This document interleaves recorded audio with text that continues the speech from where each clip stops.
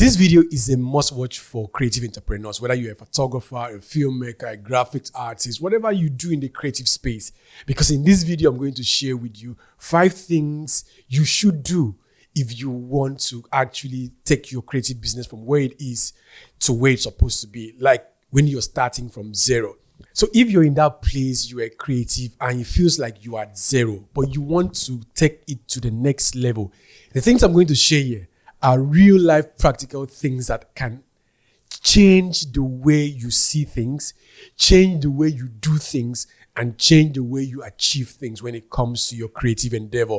So if I were you, I would stay locked in because it might be a long video, but I tell you, if you follow the steps one after the other, in this particular order I'm trying to teach you, you will actually get the result that you want. Because how do I know this?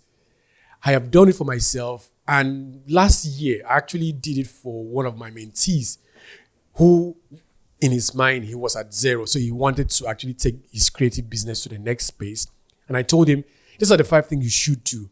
And he followed through the 5 steps. And I can tell you today, 1 year later, he's actually in a better place when it comes to the creative that he's doing, when it comes to the money that he's making, and when it comes to the freedom to actually live a good life where you have time for yourself, time for family, and time for the creative endeavor that you love, which then impacts the creative output that you put out, whichever creative work that you choose to do. In his own case, he's a photographer. So he has much better time because he's not worrying about money. He's not worrying about what he's going to feed. He's not worrying about what he's going to eat, what the family is going to eat, how he's going to support the people he loves, and all of those kind of things. So in this video is that kind of video that you need to take your time to watch, especially if you think that you are in ground zero. So this is a video for ground zero creative entrepreneurs. The first thing that you need to do is for you to get a skill. I know you say you're a photographer or you're a graphics person or you're a filmmaker, you already have a skill. That's not the skill I'm talking about here. Look for a high-paying skill that you can get for free. That way you can actually add something to yourself. When it comes to skills, there's something I think I did in another video where I talked about skill stacking. The ability to do several skills, put them together and apply it to your current field in such a way that other people in that field might actually not be doing that. For example, if you're a photographer or let's use a filmmaker, for example. You are a filmmaker, you do shoot for corporate events, you do shoot for clients, birthday parties, wedding parties, and all of those kind of things. But you have a skill that you've done graphics before. That graphics skill, if stacked with your filmmaking skill, can actually help you create a better poster for your film.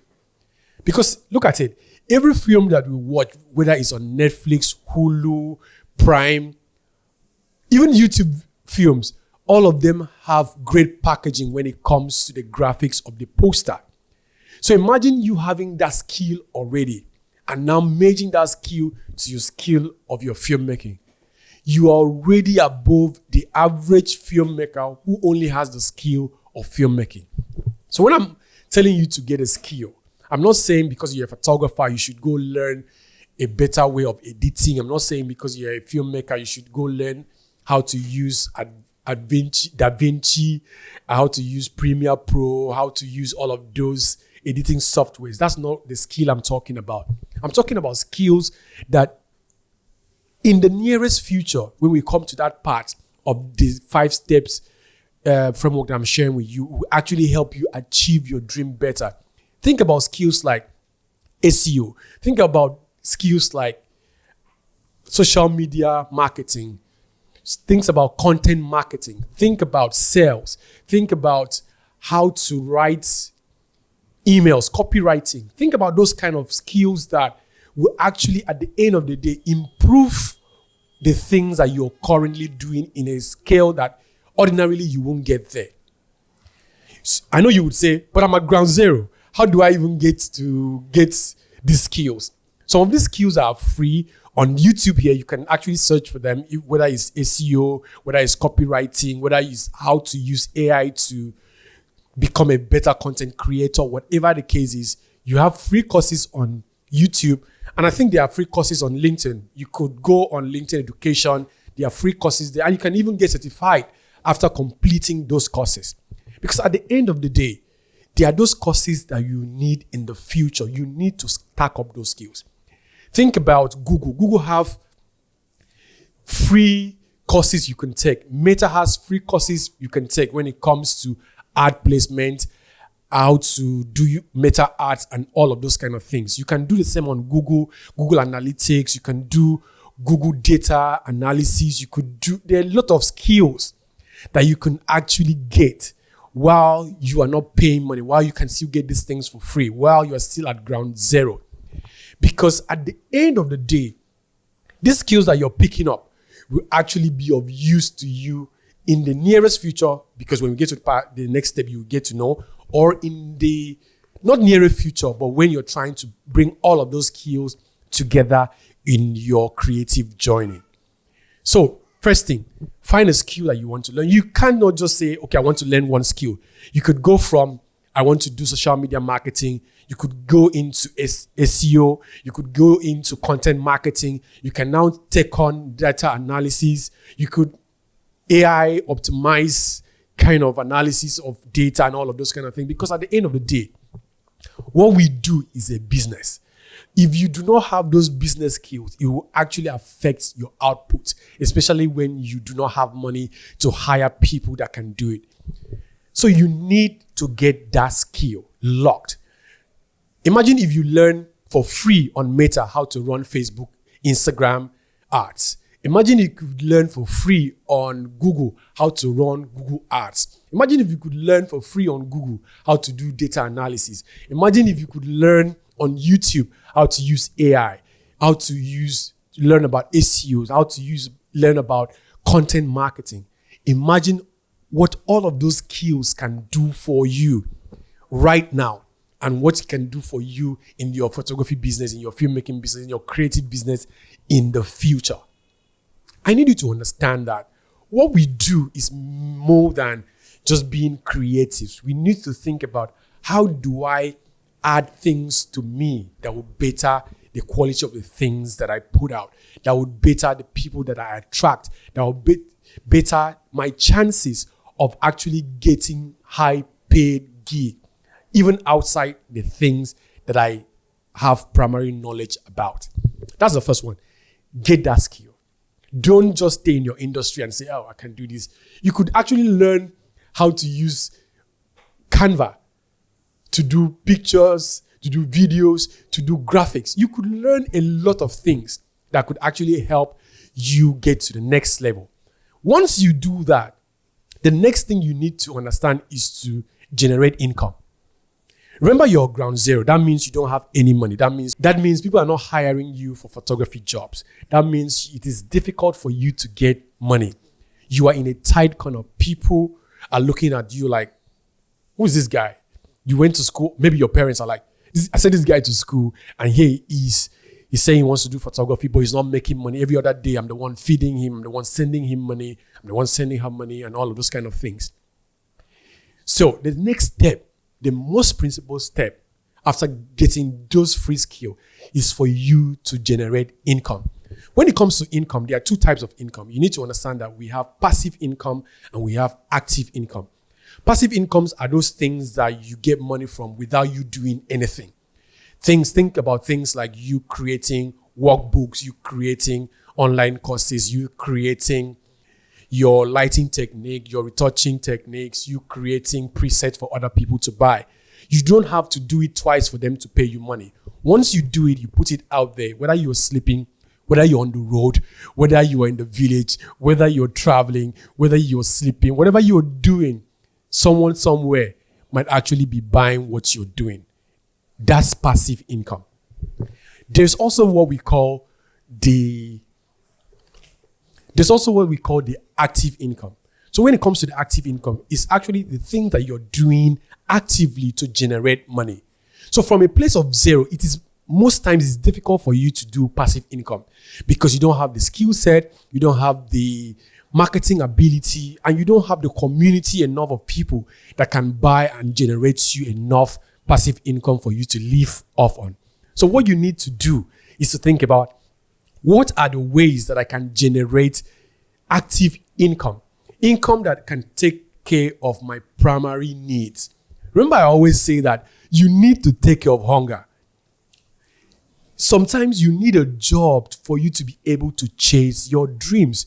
Don't allow anybody make you feel bad, belittle you, and make you feel that you're not creative enough because you're taking another job or because you are selling something else that is not in this creative space, because you're, for example, getting hired in an office, you're working a 9 to 5, or you are selling things. Do not allow anybody pressure you into thinking that because you are creative, you cannot do any other thing that will actually generate you active income.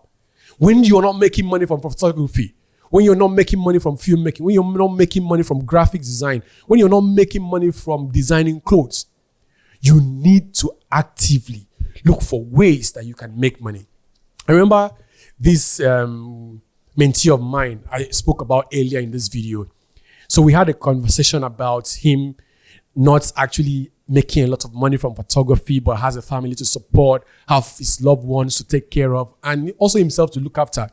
So he's been torn between not making a lot of money, not even having money to invest in the photography business, not having enough time for him to actually look at this photography, look at the strategy that we are implementing and see, will I make money in the long term? So he was confused. He was at that state where we can call ground zero. So I told him, first off, you need a skill. That was the first thing I said, outside what you're currently doing. The second thing I said, you need an active income. So in his case, I was telling him that you need to think about arbitrage kind of concept.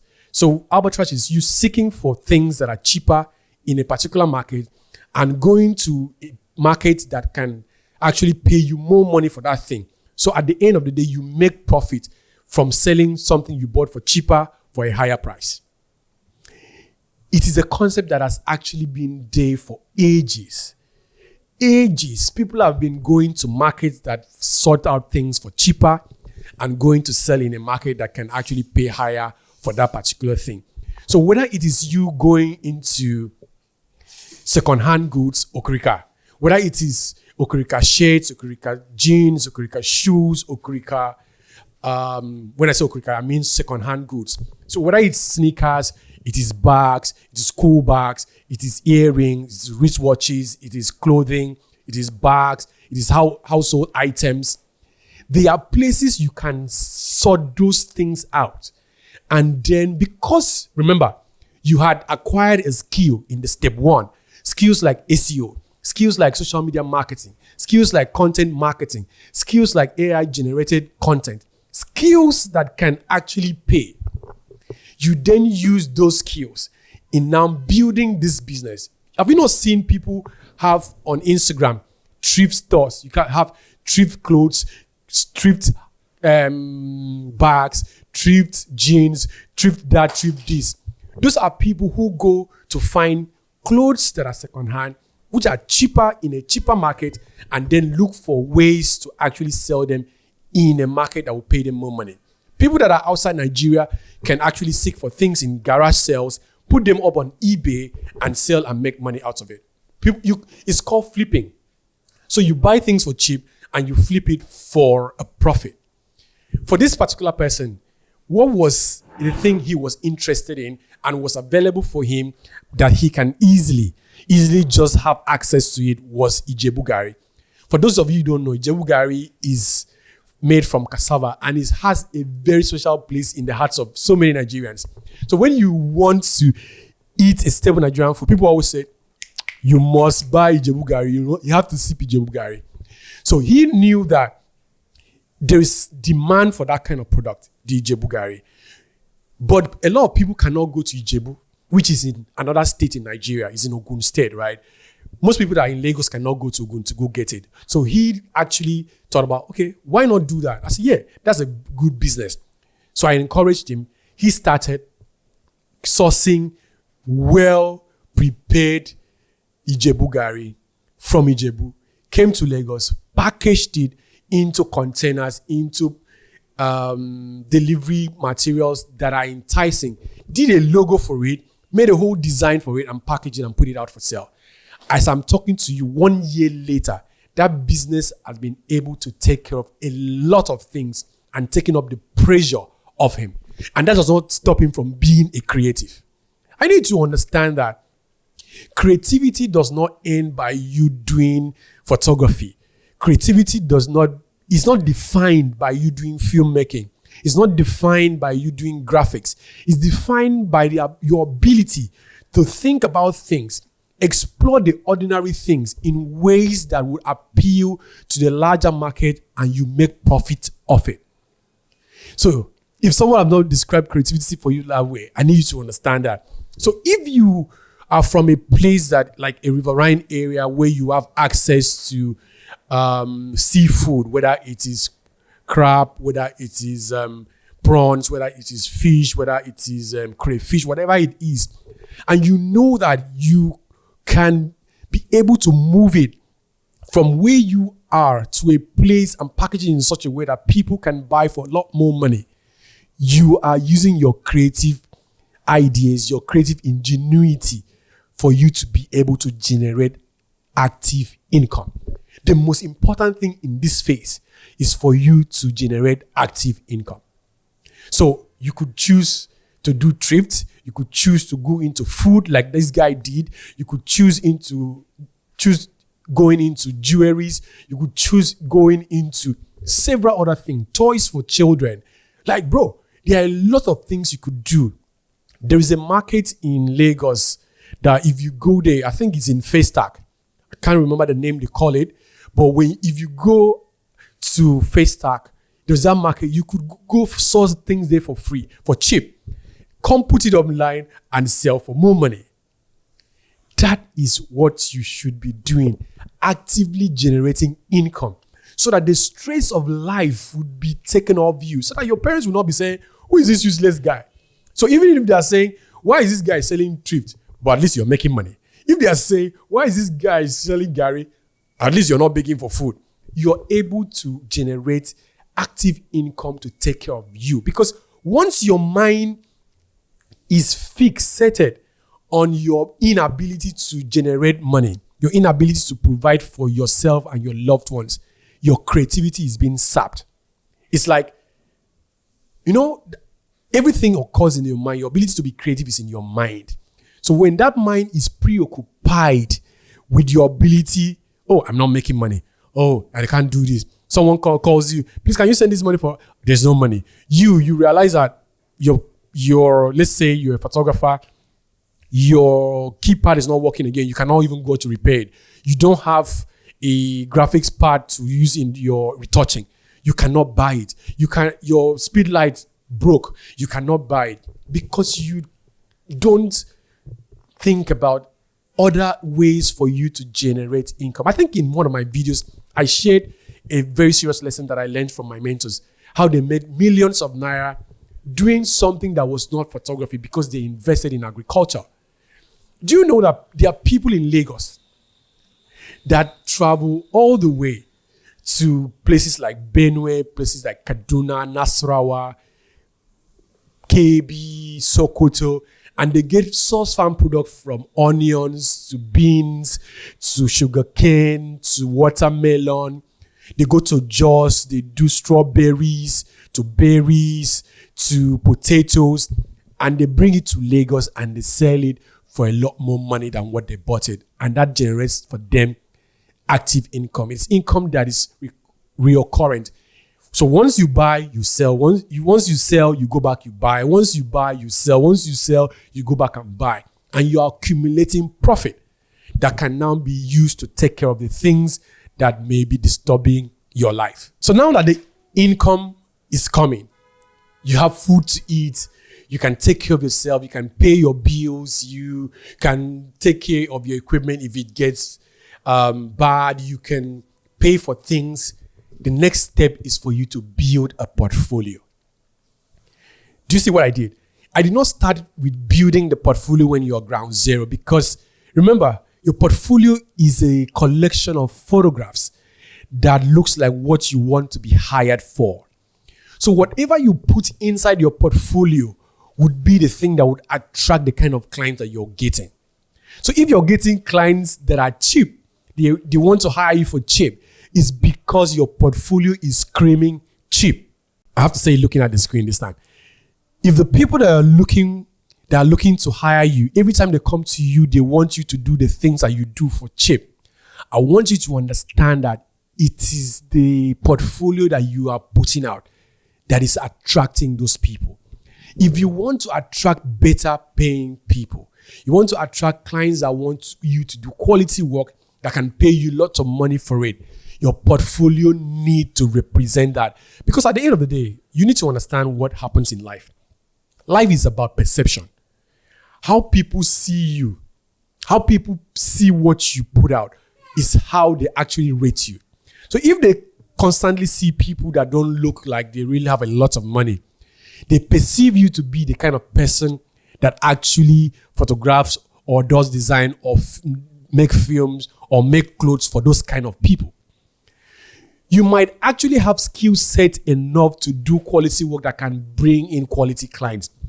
But because you are constantly creating work for the people that don't look like they have a lot of money, their dress code does not fit in. Whatever they come to do with you, they cannot afford to rent out locations, get stylists to work with them, get hairstylists to work with them.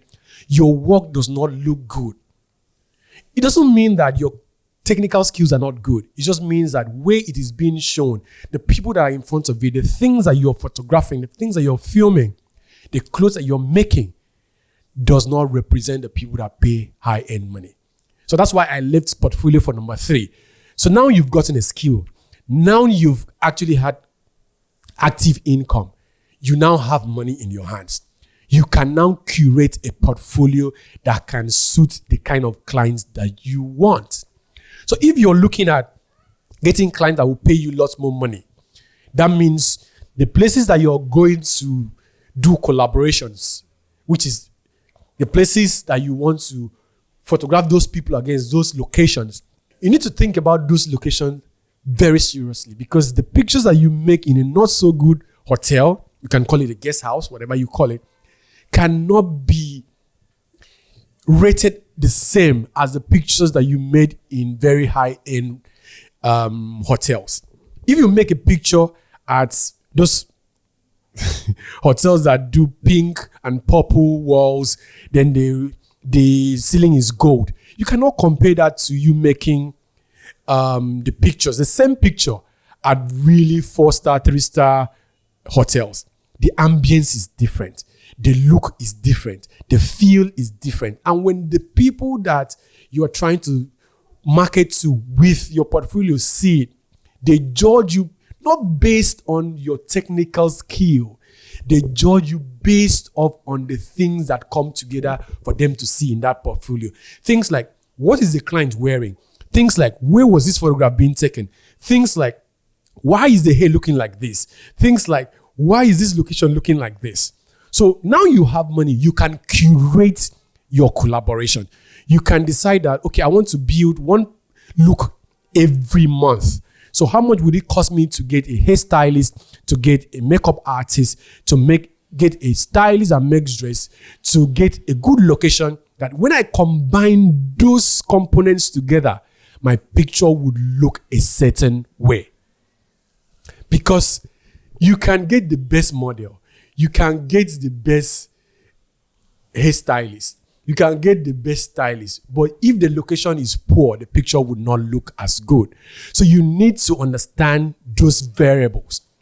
That's why you see most of the bigger photographers, most of the bigger filmmakers always get hired by the bigger people, because when those people look at the client that they are doing the work for, the location which they did the work, the look of the people that they did the work for, the dressing of the people that they did the work for, it actually shows them, this is who I can roll with. I belong here. So whatever you're doing in your portfolio is either telling someone, I belong here, or telling someone, I do not belong here. So now you have the money. You need to constantly. Set the target for yourself. Every month, I'm going to add something to my portfolio that will help me attract the kind of clients that I want to get.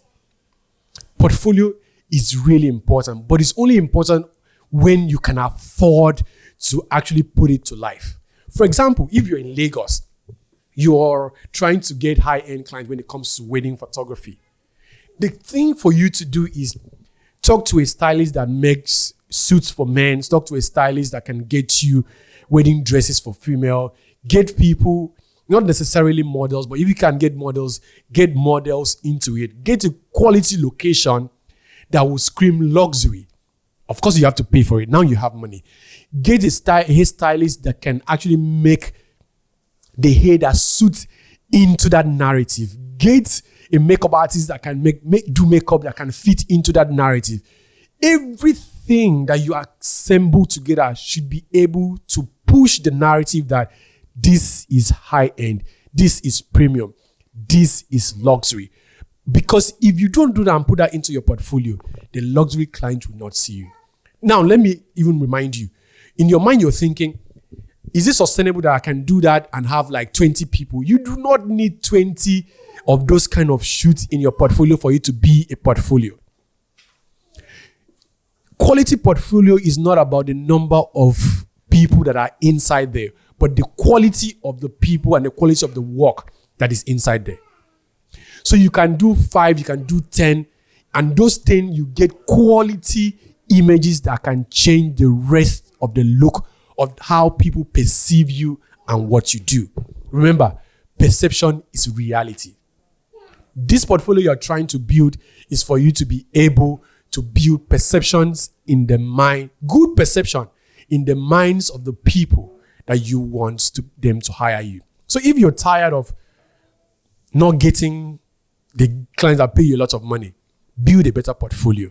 You have the money now, do that and you're good. Which now takes us to the 4th step, which is very important, associations.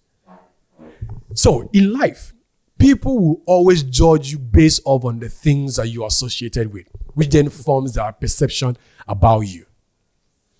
So whatever you associate yourself with, people will judge you based on that. So now that you've gotten a good portfolio, remember I said you can pay for locations. So by you paying for those locations, you're associating yourself with those kind of places. By you paying for some makeup artists, you're associating yourself with those kind of people. By you paying some, let's say you go and work with Atafo, and you get Atafo to dress up your people for the wedding shoot. What you're doing is that you're associating yourself with the excellence of the Atafo brand, which now in turn make people look at you with the same lens that they look at Atafo. The same thing when you choose locations. The same things when you choose the people that you work with. The same things when you choose to show the places that you go to. You are making tiny associations in the minds of the people that you're trying to serve. So associations comes in the people that you associate your brands with, the people that you associate or you photograph or you film, the people that you bring into the things that you do, the clothes that you wear, the clothes that the clients wear. All of those kind of things build a kind of associations in their head.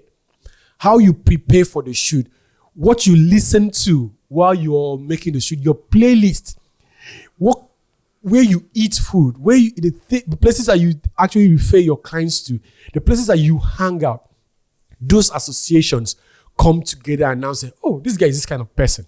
This guy is this kind of person. So I had this client that is in the UK, right? And we're building a luxury brand for photography, destination weddings for him. So I told him what we are going to do is that you are going to take your associations very seriously. 2 things you're going to do. You are going to take seriously wine testing. You're going to make sure you have a ticket to the Wimbledon. And he said, Mayor, what's that now? I said, let me tell you. Once people see you, you make content around you going to a wine testing event, they are associating you with a certain group of people. When you make content that you went to Wimbledon and you dress the part, not just going and wearing black shirt, black t-shirt, You need to understand the culture of Wimbledon, that men dress well. They come with their, sometimes 3-piece suit with their ties, sometimes 2-piece suit with their ties.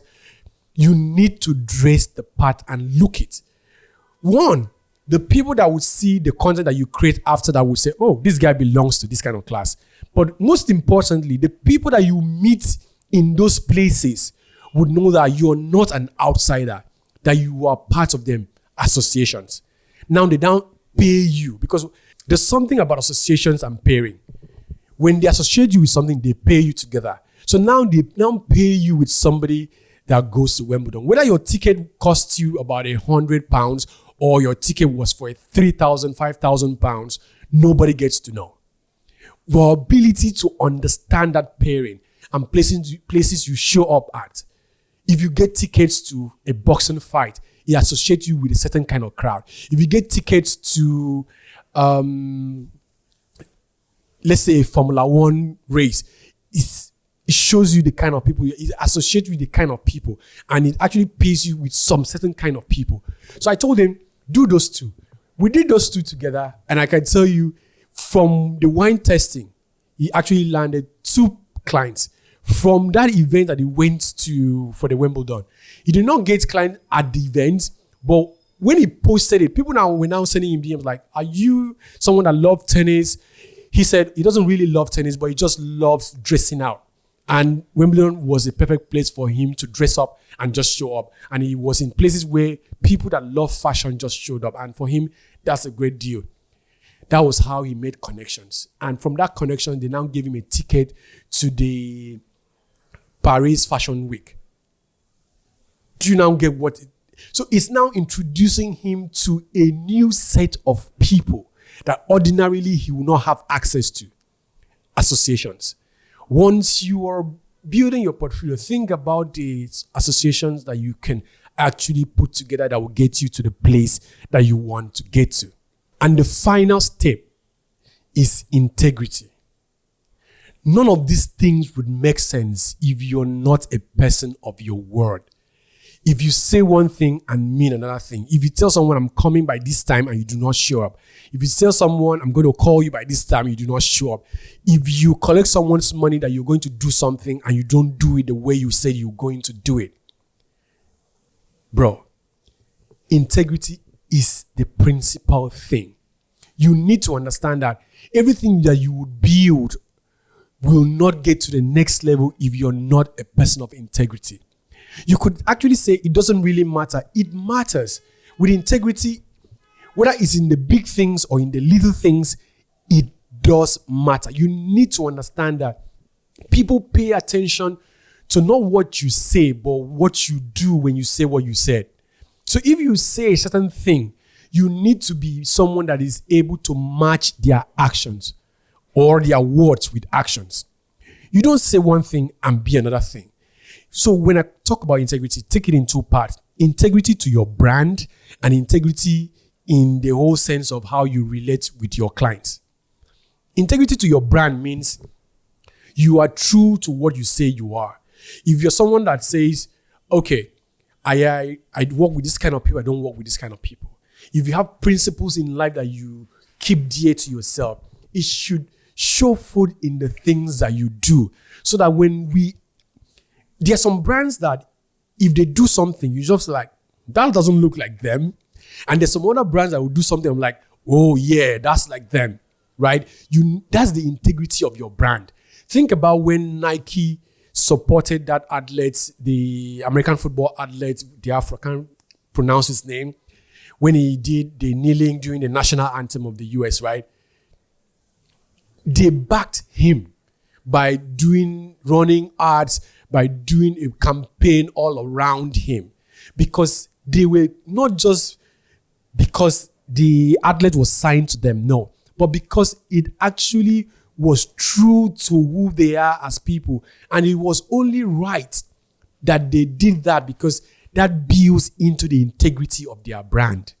So if your brand integrity is about you being caring, you need to make sure that in every way you put out your work, in every way you interact with people, whether they are your clients, whether they are not your clients, whether they are people in your strata of influence or your social strata, or there are people that are way below you, whether they are mechanics, whether they are savers at restaurants, whether they are gate man, the person that is helping you wash in your house, or whether they are top executive at agencies, at banks, at organizations, that you treat people with care. It doesn't matter. So when that becomes the thing that your brand stands for, integrity pushes you to do it to every person that you come across, notwithstanding whether the person is bigger or is smaller than you are. Then integrity in the part of your client is, if you say you're going to deliver pictures in 5 days, please deliver pictures in 5 days. If you say you're going to deliver the first cut of their videos in 1 week, make sure you deliver it in 1 week. If you say you're going to make this dress, right, in 3 weeks, make sure you deliver the dress in 3 weeks. If you say you're going to deliver this website that you're building in 4 weeks, make sure you deliver the website in 4 weeks. You don't say one thing and then you do another thing. The next thing is when it comes to pricing. You know, sometimes you price and you go to do the thing and then you realize that, oh, things have gotten high, or you're not going to make as much profit as you thought you would. Some people will now say, let me go back to the client and tell the client, oh, things has gone up. Integrity means that even when you're not going to make as much profit, or even if you're not going to make any profit, just because you gave them their word that you're going to do it, you follow through with it. That's what integrity means. Not necessarily, telling them this is how business is right now. You are someone that keeps to their word. If you do these 5 things like I've told you, and you are at ground zero, I can tell you in 6 to 8 months, you will make tremendous change to your life, to your finances, and to your career in your creative endeavor. That's what I wanted to share with you today. If you have not ever subscribed to my channel, because I've realized that more than 60% of the people that watch this channel are not subscribed. And if you're not subscribed and you've learned a lot from several of my videos, I'm reaching out to you. Subscribe to this video, like the video, share to other people that could actually benefit from this, because this is how you support me to keep doing this for you for free. Thank you, and see you in the next video.